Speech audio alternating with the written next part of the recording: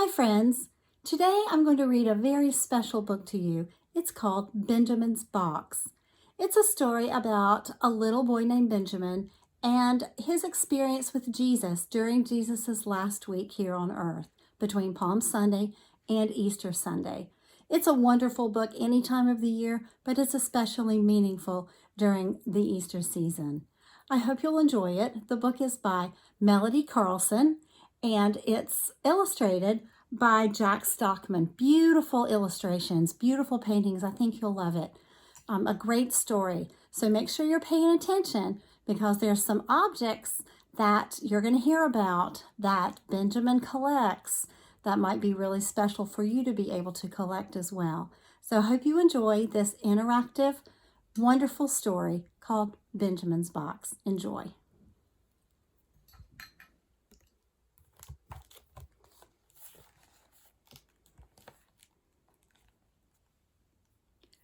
Long ago, in the faraway land of Palestine, there lived a boy named Benjamin.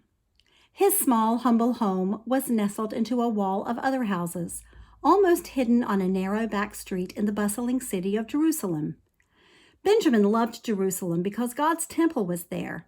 More than that, Benjamin loved God. His grandfather had taught him many things about God when he was just a tiny boy. Benjamin talked to God a lot. He whispered prayers each night at sunset, and in the morning he always gave thanks for the new day. Benjamin's parents worked hard weaving and selling cloth, but their family was still quite poor, so Benjamin helped out by taking odd jobs around the city. Everyone in Jerusalem seemed to know Benjamin. They could always count on him to be honest and to work hard. One bright spring morning, Benjamin sat outside in the sunshine. In his hands was a wooden box. "Hi, Benjamin," called his friend Eli. "What's that you've got?" "It's my treasure box," said Benjamin. "My grandfather gave it to me before he died last year. He said it was very, very special."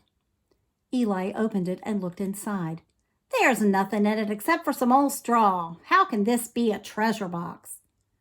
Benjamin shrugged. "I don't have any real treasures yet, but my grandfather said this straw came from the bed of a baby who was born in a stable. My grandfather was a shepherd then, and he said the baby would grow up to be a king." "Why would a king be born in a stable with cows and donkeys?" Eli laughed and closed the box. "I heard some sort of king is coming today. His name is Jesus. Want to come to the city gate and watch for him?"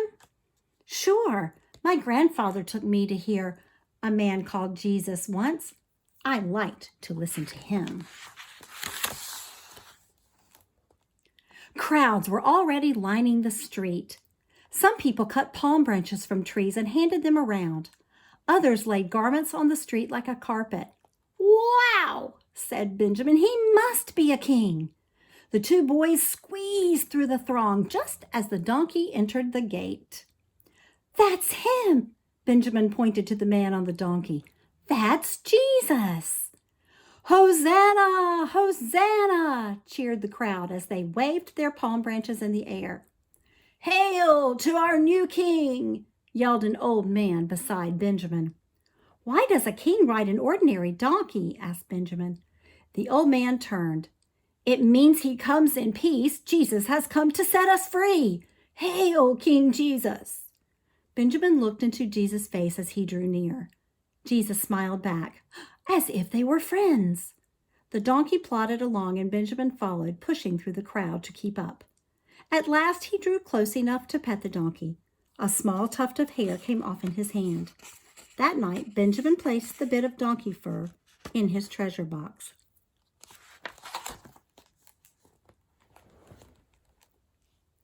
In the next days, Benjamin and Eli went to hear Jesus whenever they could. One day, as they waited, Eli whispered, "The priests have offered money for someone to betray Jesus." "Why?" asked Benjamin. "What has he done? He only speaks the truth. They should listen to him." "The priests are jealous of him. They want Jesus to stop teaching," said Eli. Someone should warn Jesus, declared Benjamin. I'm not afraid. I'll go. He pushed through the crowd until he reached one of Jesus' friends. He tugged on the man's sleeve. Excuse me, sir. Are you with Jesus? Yes, I am, the man answered. Please, I need to warn Jesus. He's in danger. The priests are offering a bribe to betray him. You must tell. Shh, said the man. Do not repeat this. I'll take care of it. And he slipped a coin into Benjamin's hand. Thank you, kind sir. What is your name? Judas Iscariot, said the man as he turned away. That night, Benjamin tucked the shiny denarius into his treasure box. The next day, Benjamin was asked to help his aunt get ready for unexpected guests. They would be coming for Passover dinner. He went right to work carrying water jugs. Did you hear the guest of honor is Jesus? Said a servant girl. Benjamin's eyes opened wide. Imagine to serve such an important man. He must work hard and do his very best. Two of Jesus' friends came to help, and Benjamin listened as they talked of Jesus. Oh, they loved him so much. Soon Jesus arrived and the supper began. If Benjamin listened carefully, he could hear some of their words. But what did Jesus mean when he said the wine was like his blood and would be spilled, and the bread was to be broken like his body? It made no sense. Then Jesus said someone would betray him. Benjamin smiled. He wasn't worried. He knew that Judas would prevent this. After supper, Benjamin found a broken cup. He saved it to remember the night that he had served Jesus. Later, Jesus and his friends left to pray. Benjamin wanted to pray too. He followed at a distance, watching as they finally stopped in a garden. Benjamin sat beneath an olive tree and broke off a twig. He couldn't hear Jesus, but he knew he was praying. Benjamin prayed too, and as he prayed, he rubbed the twig between his hands. Before long, his eyelids grew heavy, and he soon fell asleep. Loud yelling startled Benjamin. He leaped up in time to see soldiers taking Jesus away. Stop, he cried. You can't take him. He hasn't done anything. Shh, boy, said one of Jesus' friends, holding Benjamin back. What's wrong? Demanded Benjamin. Why are they taking him? They want to question him. Benjamin pulled away. Why didn't you stop them? But the man just shook his head and walked away. All Jesus' friends were gone now. Benjamin saw the smooth twig in his hand. Dear God, please take care of my friend Jesus, he prayed as he walked. At home, he placed the broken cup and the twig in his box. Benjamin, did you hear the news? Asked Eli the next morning. They've locked Jesus up. Everyone says that Judas Iscariot got a bunch of money to betray him. Benjamin gasped. He told Judas about the bribe. Maybe this was his fault. He said goodbye to Eli and wandered through the city. What could he do? Was there any way to help? Sounds of shouting made him stop, and he turned to see an angry crowd. Jesus deserved that beating, snarled an old man. That heretic claims to be God's son. He should be stoned, yelled another, shaking a fist. What's going on? Asked Benjamin. Did they hurt Jesus? What do you know about this Jesus? Demanded an old man. They all turned and stared at Benjamin with angry eyes. No, nothing, he stammered. His gaze dropped to the ground where he noticed a small strip of leather. He picked it up. It was from the whips used by soldiers. It was wet with blood. He tucked it in his tunic and slipped away. Why would anyone beat Jesus?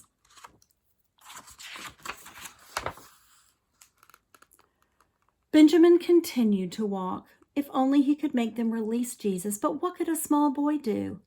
He heard loud cries as another crowd gathered at the end of the street. Hail, King of the Jews! Yelled a soldier as Benjamin pushed his way past men and women. And there stood Jesus. Benjamin looked into his eyes.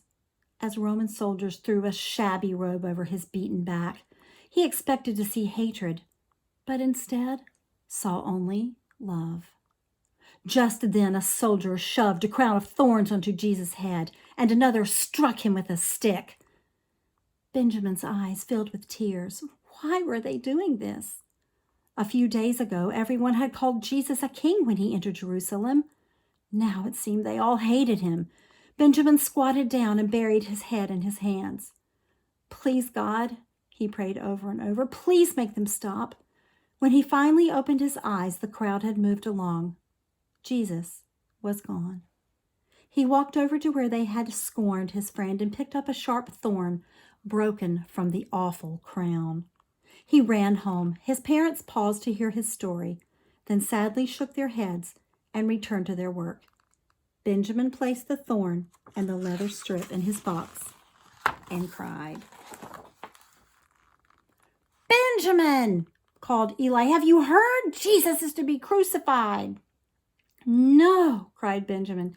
"He has done nothing to deserve that." Eli frowned. "My father says that only the worst criminals are put to death on a cross." Benjamin went inside and sat in a dark corner of his house. He did not want to talk or even think about this sad news, but in his mind he could still see the evil men hurting Jesus. "I must go," he finally said aloud. "If this is partly my fault, I can at least be there. I can pray for him." "Where are you going?" asked his mother as he opened the door.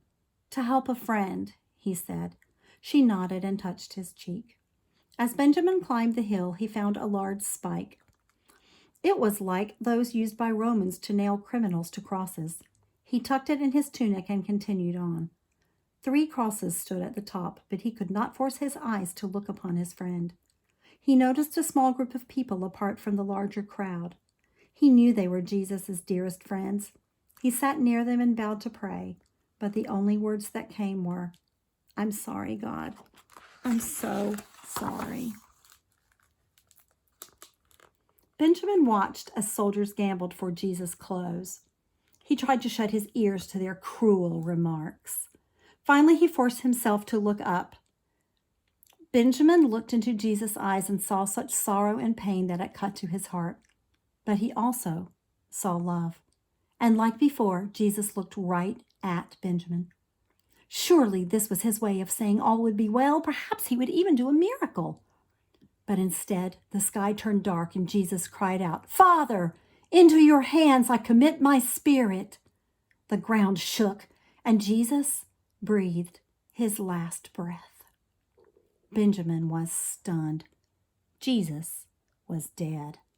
As if in a dream, Benjamin heard the people move about. He saw a soldier pierce his friend's side with a spear. People hurried to take down crosses and bodies before the Sabbath began. Soon they were gone, and he was alone. He picked up a stone the soldiers had gambled with and looked up at the dark sky. Why had God allowed it? Later that night, he opened his treasure box and placed the nail and the gambling stone inside. He looked at his collection. It had seemed so valuable when he believed Jesus was the king, but now the strange items only filled him with unbearable sadness. "Benjamin!" called Eli the next morning. "Come hear the news." Benjamin stuck his head out the window and rubbed his sleepy eyes. "They posted guards at Jesus' tomb," explained Eli. "Some say Jesus will return to life." Benjamin perked up. "My grandfather told me that Jesus brought some people back from the dead." "Maybe it'll happen again," said Eli. "But the soldiers say they're making sure people don't steal the body." Quickly, Benjamin dressed and raced to the tomb. Could it be? Could Jesus have returned to life? Oh, how he hoped so. But the huge stone remained in place, and the guards blocked the tomb. With dark, scowling faces, they told him to leave at once. As Benjamin walked slowly down the hill, he noticed a bit of white cloth hanging from a small branch. He plucked it off and rubbed it between his fingers. His parents wove cloth like this for burials. Jesus is dead, he told himself as he continued toward home. That night, he sadly placed the cloth in his box. This would surely be the last thing to remember his friend by. He tried to pray, but no words came. He wondered if God even listened. Early the next morning, Benjamin went to the market for his mother. He used to enjoy the crowds in the city, but now they only reminded him of how everyone had turned against Jesus. He shuffled along without even looking up. "It's a miracle!" shrieked a girl. Benjamin stopped in his tracks and listened. "Jesus has risen from the dead! The stone's been moved!" Benjamin turned and ran from the market and up toward the tomb. Could it possibly be true? Could Jesus have risen from the grave? In his heart, he believed it could be. It must be. He ran even faster. Sure enough, the stone was rolled away. He fell to his knees and thanked God. When he stood, he picked up a sharp piece of broken rock. It must have crumbled from the huge stone. With a joyful heart, he marched back down to town. Jesus was alive. In the market, he met a woman who was a friend of Jesus. "I know the good news," he said. "Jesus is alive." "Yes," she smiled. "It's as the prophet said. On the third day, he'll rise. Some of us have even seen him." Benjamin ran home and told his parents. He placed the stone in the box. What a treasure he had now. During the next few days, Benjamin and Eli listened as the disciples shared about how Jesus had appeared to them in various places. Jesus said that all this came to pass just so forgiveness could be preached to all nations, beginning right here in Jerusalem, explained a disciple. He said that since we saw all these things, now we can go out to tell others the good news of his forgiveness. Benjamin smiled. Now he understood that Jesus had forgiven him too, and he wanted to share the good news. He ran home and got his treasure box and went out into the streets and gathered all of his friends. "Inside this box," he explained, "is a great treasure." The children drew closer and listened with excitement. One by one, Benjamin took out each item. He explained how he got it and what it all meant. "And so you see," he said, as he closed the box and looked into their faces, "the treasure is really Jesus. Because of what Jesus did on the cross, we can all be forgiven by God the Father." They all cheered and begged him to tell the story again. What a wonderful story. What a precious story about Benjamin and his love for Jesus and how Jesus changed his life. I hope you enjoyed it. I hope you enjoyed listening for the special objects. And I hope you'll have a blessed day.